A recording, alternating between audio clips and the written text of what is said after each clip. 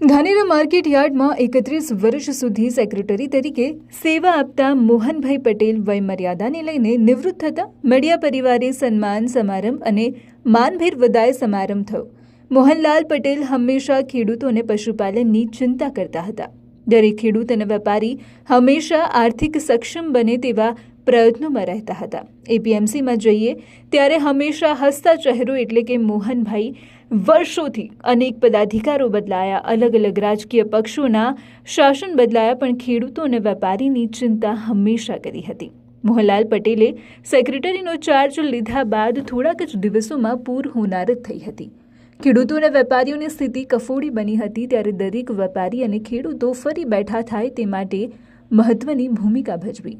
મીડિયાએ પૂર વખતે કરેલી કામગીરીના ભારપેટ વખાણ કર્યા. પૂરના સમયે મીડિયાએ એપીએમસીને બેઠું કરવા ભજવેલ ભૂમિકા બાદ કરાવી હતી અને મોહનભાઈ લાગણીશીલ વ્યક્તિ છે, જેમના થકી આજે માર્કેટયાર્ડને ઘણો લાભ મળેલ હતો. મોહનભાઈ માટે મીડિયાનો પ્રેમ થકી આજ રોજ મીડિયા દ્વારા મોહનભાઈનો સત્કાર સમારંભ અને વિદાય સમારંભ યોજવામાં આવ્યો. ધાનેરાના ઇતિહાસમાં પ્રથમ કિસ્સો છે કે મીડિયા દ્વારા સત્કાર અને વિદાય સમારંભ યોજવામાં આવ્યો હતો, જેમાં મીડિયા મિત્રોએ સાલ, ફૂલહાર અને ખેસ પહેરાવીને નારિયેળ અને સાકર આપીને માનભેર વિદાય આપી હતી. દિવાળી જતી રહી, ખાસો ટાઈમ થયો. જો કોઈ સુપી છે જ્યારે માટે કોઈ આવ્યું અને રિટાયર્ડ થઈ ગયા હોય તારે કોઈ ખ્યાલ ન હોય. એટલે મનોમન થયું કે પરિવાર એક રહી ગયો મળવો.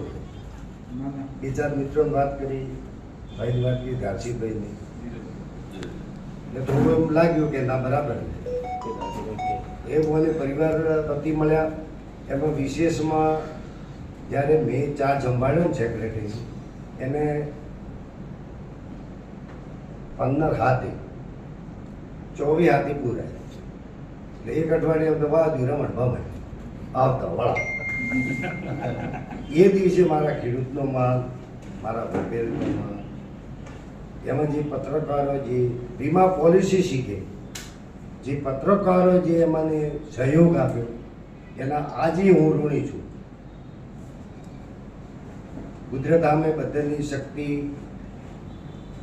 સરખી ન હોય, પણ જે આપે પરિબળ એ પરિબળ ધારીએ તો મારા માર્કેટને વેપારીઓનો જે વળતર રૂપે, વ્યાજ રૂપે, એમાં તમારો સહયોગ અને સરકારશ્રીને આજે વંદન કરું કે મારા વેપારીઓનો સરકાર ન હોય તો એટલી સફાઈ અમારી થાય એમ નથી. વળતરી વાત તો વળતરી. મારી કમિટી છે, બધું તો ભેગા જ હતા. અને પત્રકાર મિત્રો આજે પણ તમારી ફૂટેજો કરે જોઉં છું. આજે પણ એ મારી તમારી આખી ફાઈલ